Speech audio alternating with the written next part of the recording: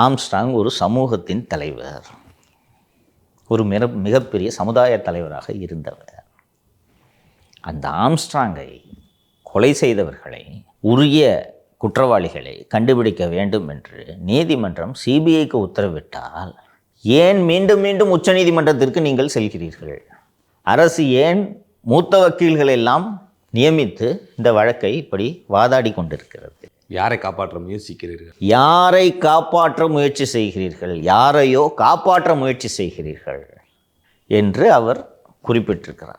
இப்போ இவ்வளவு கண்காணிப்போடு எதிர்க்கட்சிகள்லாம் இருக்கும்போதே இவ்வளவு ஆட்டம் போடுறீங்கன்னா, ஒரு அதிகாரி தொடர்ந்து பேசிகிட்டு இருக்கோம்.